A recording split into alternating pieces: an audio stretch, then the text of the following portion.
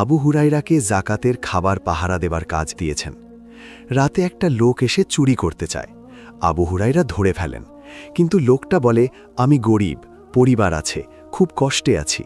দয়া হয়ে গেল, ছাড়িয়ে দিলেন। সকালে রাসূল বললেন, সে মিথ্যা বলেছে, আবার আসবে। দ্বিতীয় রাতে আবার এলো, আবার ধরা পড়ল, আবার একই কথা, ছাড়ো, আর আসব না। দয়া করে ছাড়লেন। রাসূল আবার বললেন, মিথ্যা বলেছে, আসবে। তৃতীয় রাতে এলো, এবার বলল, ছাড়ো, তোমাকে একটা জিনিস শেখাবো যা তোমার অনেক উপকারে আসবে। শিখিয়ে দিল, রাতে শোবার আগে আয়াতুল কুরসি পড়ো, তাহলে আল্লাহ তোমাকে রক্ষা করবেন, শয়তান কাছে আসতে পারবে না।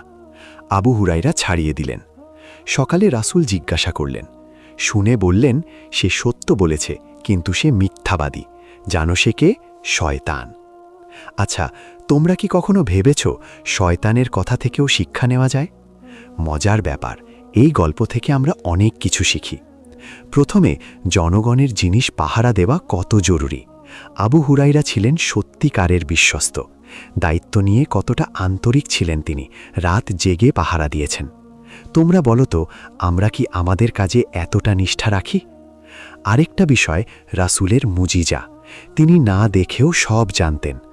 দরিদ্রদের প্রতি দয়া।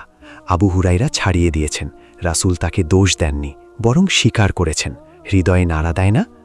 সাহাবীরা ইলমের জন্য কত আগ্রহী, শয়তান থেকেও শিখে নিয়েছেন। খারাপ লোক বা জিন থেকেও ভালো কথা শিখতে পারি, কিন্তু সতর্ক থাকতে হবে। রাসূল বলেছেন, সত্য বলেছে, কিন্তু মিথ্যুক। জিন শয়তান আমাদের খাবার নষ্ট করে, সতর্ক হওয়া দরকার। আর আয়াতুল কুরসি, ওটা তো একটা বড় রক্ষা। রাতে পড়লে সব অনিষ্ট থেকে বাঁচা যায়। এটা সূরা বাকারার 255 নম্বর আয়াত। আল্লাহ, তিনি ছাড়া কোনো ইলাহ নেই, চিরঞ্জীব, সব কিছুর ধারক। তাকে তন্দ্রা নিদ্রা স্পর্শ করে না। আসমান জমিন সব তার। কে সুপারিশ করবে তার অনুমতি ছাড়া? তিনি সব জানেন। তার কুরসি সব কিছু ঘিরে আছে। তিনি সুউচ্চ, মহান। ভাইসব, এই গল্প আমাদের জীবনকে আলো দিক।